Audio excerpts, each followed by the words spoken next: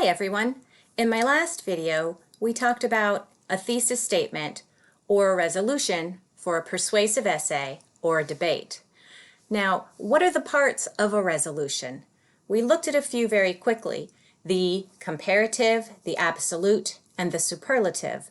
Now we're going to dissect those statements and learn how to make them tight so that when you argue your point, no one can argue with you. When you dissect a resolution or your thesis statement, that very big first sentence in your piece, first you need to identify the context. Are we talking local, state, U.S., global? What word within that sentence limits the scope? Who is the actor and what is the action for that resolution? What does that mean? Well, who are you expecting to make that change? Identify your evaluative term. What's your evaluative term? Are you saying this is morally permissible, should not be allowed, you ought to be able to do something? Really take a look at it and say, what is the point you are arguing? Now, that was a lot of stuff right there. Now let's practice, and you'll see it's not as difficult as that may have sounded. So a resolution is here at the top. Pennsylvania students who pass a graduation exam should be permitted to graduate early. That is an absolute resolution because you're stating one thing as a truth. So identify the context. Well, the context, that is Pennsylvania students. Okay, so we're talking about the state of Pennsylvania. What limits the scope? So how broad are we saying here? Oh, we're saying pass a graduation exam. We don't know who is making that exam, if it's the state. Actually, I guess because we said Pennsylvania, it has to be the state. Who is the actor or the action? That would be the State Board of Education. You can't always look at that statement and go, where are they in there? You have to use your mind and think, who are they expecting to make this action happen? So you would be petitioning the State Board of Education to make this a change statewide, since education is run by each individual state. So the context, Pennsylvania, scope is Pennsylvania students pass that graduation requirement. And the evaluative term, should be permitted. So that's what we're fighting for, that you allow this to happen. And what point are you arguing? Well, we want them to graduate early. They shouldn't stick around if they can already pass this exam. Let's try another. Fruit drinks are healthier than carbonated drinks.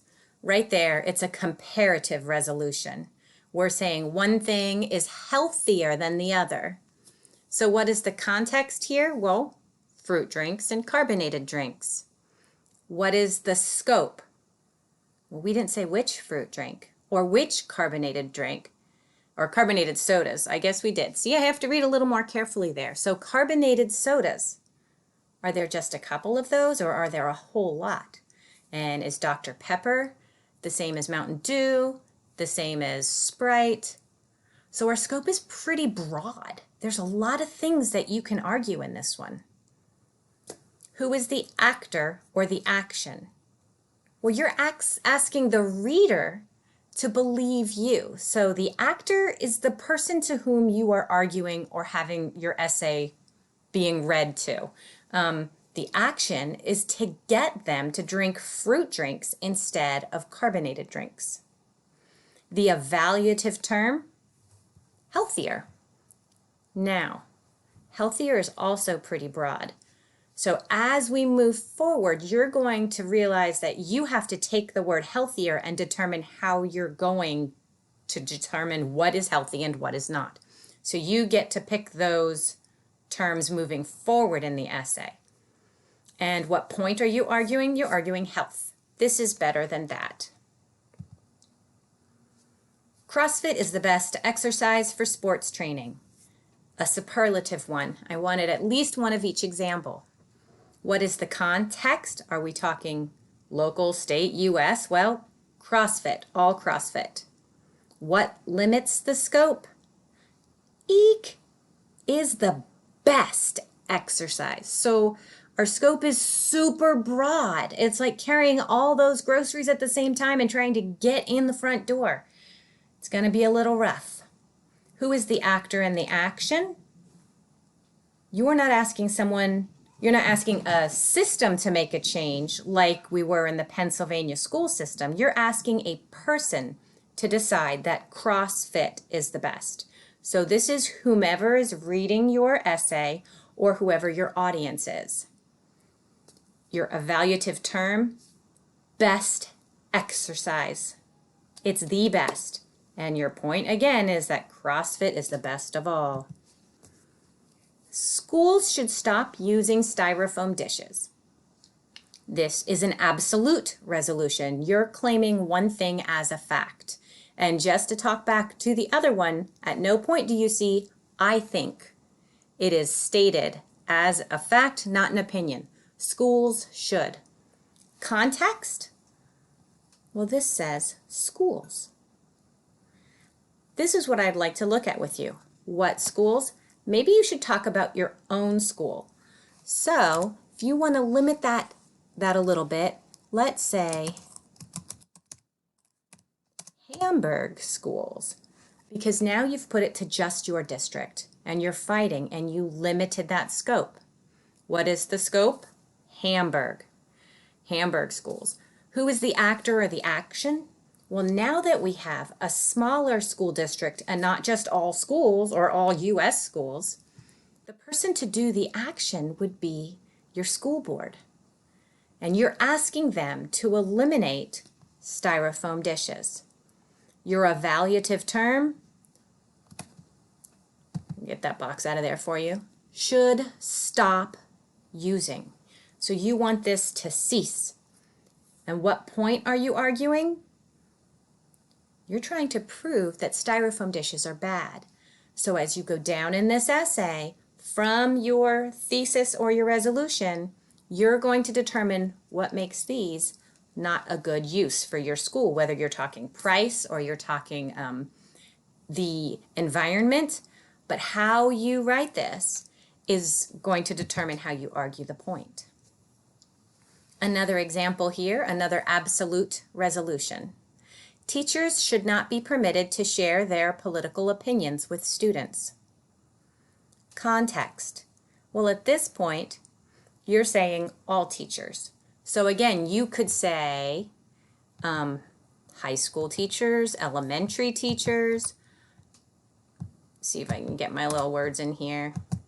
Is it going to let me change it for you? Let's say Carlisle school teachers. Well, now we've just changed that to my school district. We'll make it a little smaller so it fits in there better. And if that's not enough for the context, just the school, you could say Carlisle Elementary School or high school or middle school. You can determine that based on what you want to argue.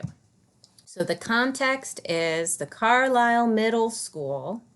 The scope, how much? We're talking share political opinions, all of them.